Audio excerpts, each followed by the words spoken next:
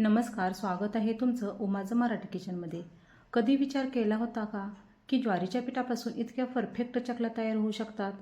आज आपण बनवणार आहोत अशी एक सोपी आणि झटपट रेसिपी, जी पाहिल्यानंतर तुम्हीही नक्की करून पाहाल. ज्वारीच्या चकल्या चवीला तर अप्रतिम आहेतच, पण बनवायलाही खूप सोप्या आहेत. चला तर पाहूया ही झटपट आणि खुसखुशीत रेसिपी. चकलीसाठी आपल्याला एक वाटण तयार करून घ्यायचं आहे. तर एका वाटीमध्ये लहान 1 चमचा मी पांढरे तीळ घेतलेले आहेत आणि एका वाटीमध्ये 1 चमचा जिरे घेतलेले आहेत. आता 1 चमचा धने घेऊया आणि धने आणि जिरे हे आपल्याला मिक्सरला बारीक करून घ्यायचे आहेत.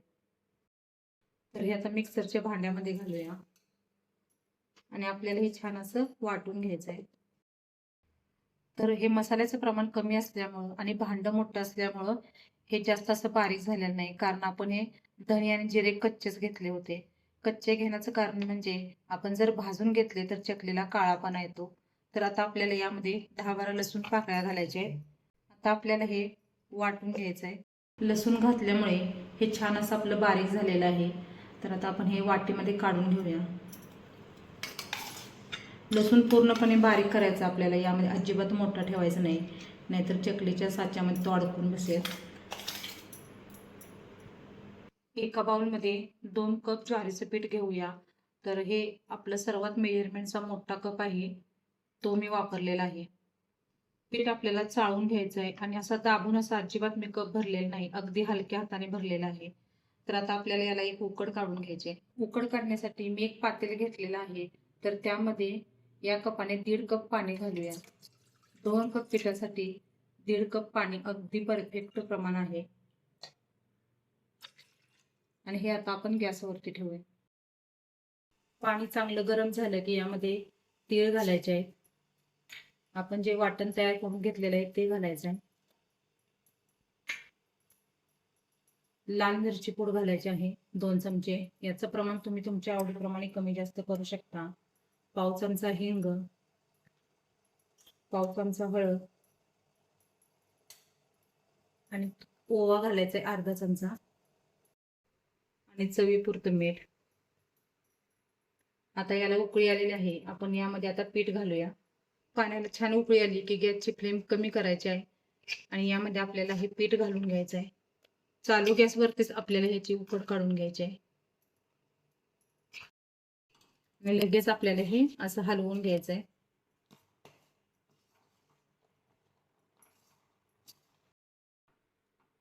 हे पीठ आपलं व्यवस्थित असं मिक्स करून झालेलं आहे. आता याच्यावरती झाकण ठेवूया आणि 2 मिनिटं मध्यम आचेवरती आपल्याला हे शिजवून घ्यायचं आहे. म्हणजे 2 मिनिटं छान एक वाफ काढून घेऊया. 2 मिनिटं झालेली आहेत. आपण आता गॅस बंद करूया आणि याच्यामध्ये आपल्याला 1 चमचा बटर घालायचं आहे. बटर ऐवजी तुम्ही यामध्ये आपण ज्यावेळेस पाणी घातलेलं असतं त्यावेळेस त्या पाण्यामध्ये 3 चमचे कोणतंही तेल घातलं तरी चालेल. आता आपल्याला एक वेळ ह्या असं हलवून घ्यायचं आहे, म्हणजे बटर छान असं विरघळेल. आता याच्यावरती झाकण ठेवूया आणि हे पीठ आपल्याला हात लावण्या इतपत थंड झालं की आपल्याला त्याच्या चकल्या तयार करायला घ्यायचं. अगदी 10 मिनिटात ही उकड थंड झालेली आहे. आता आपण एका पसरट भांड्यामध्ये काढून घेऊया आणि आपल्याला हे असं मळून घ्यायचं आहे. थोडंसं गार पाणी लागलं तर यामध्ये घालून आपल्याला घट्ट असा गोळा मळून घ्यायचा आहे.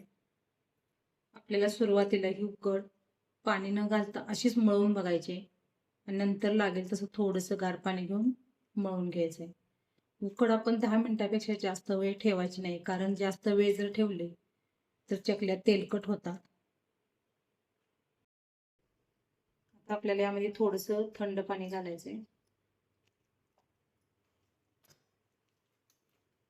आता लागेल तसं थोडं थोडं पाणी घालून मी याचा घट्ट असा गोळा मळून घेते. जवळजवळ 5-7 मिनिटं मी हे छान मळून घेतलेलं आहे. जेवढं तुम्ही छान अशी मेहनत कराल तेवढी तुमची चकली छान होईल, अजिबात तुटणार नाही, चकलीला छान तार पकडेल. तर आता हे आपलं पीठ तयार झालेलं आहे. तुम्ही बघू शकता एकदम असं सॉफ्ट असं मळून घ्यायचं आहे. घट्ट म्हणजे एकदम घट्ट पण नाही, असं थोडंसं सॉफ्ट मळून घ्यायचं आहे. आता आपण यातील एक गोळा काढूया.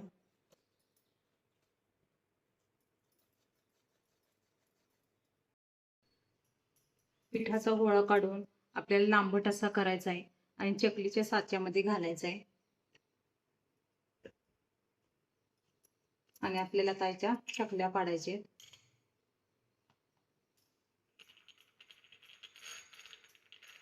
आता एका प्लेटमध्ये आपण चकल्या पाडून घेऊया. तर ही चकली बनवण्यासाठी आपल्याला कोणतीही पूर्वतयारी करायला लागत नाही. आपल्या कधी मनात येईल तेव्हा आपण अशा पद्धतीच्या झटपट अशा चकल्या करू शकतो. आणि तुम्ही बघू शकता पिठाने किती छान अशी तार पकडलेली आहे आणि काटे सुद्धा खूप सुंदर आले.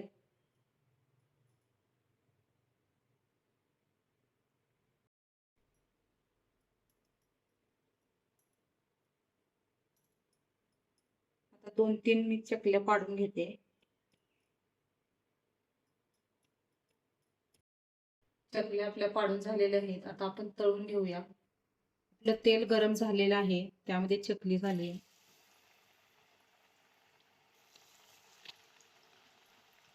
एका वेळेस बसतील एवढ्या चकल्या आपल्याला यामध्ये घालायचं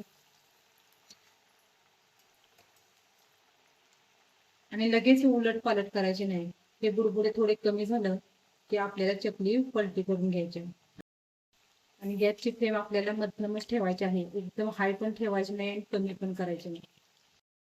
आता बुडबुडे थोडेसे कमी झालेले आहेत आणि आपली चकली सुद्धा वरती तेलावर दिसत आहे.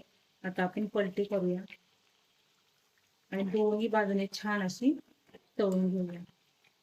तुम्ही जर मोठा गॅस करून जर चकली तळली तर चकली वरून भाजली जाते पण आत कच्ची राहते. आणि एकदम गॅस जर कमी केला तर चकली तेलकट होते. म्हणून आपल्याला चकल्या ह्या मध्यम आचेवरतीच तळून घ्यायच्या. चकली आपल्याला जास्त वेळा उलट पालट करायची नाही. 2 ते 3 वेळा उलट पालट करून आपल्याला छान अशी तळून घ्यायचे. आणि तुम्ही बघू शकता अगदी 4-5 मिनिटातच चकली आपली तेलावरती तरंगायला लागलेली आहे. म्हणजे आपली चकली भाजलेली आहे. आपण आता काढून घेऊया. तेलाचे बुडबुडे सुद्धा पूर्ण कमी झालेले आहेत. बुडबुडे कमी झालं की ओळखायचं आपली चकली भाजलेली आहे. तुम्ही बघू शकता रंग किती छान आलेला आहे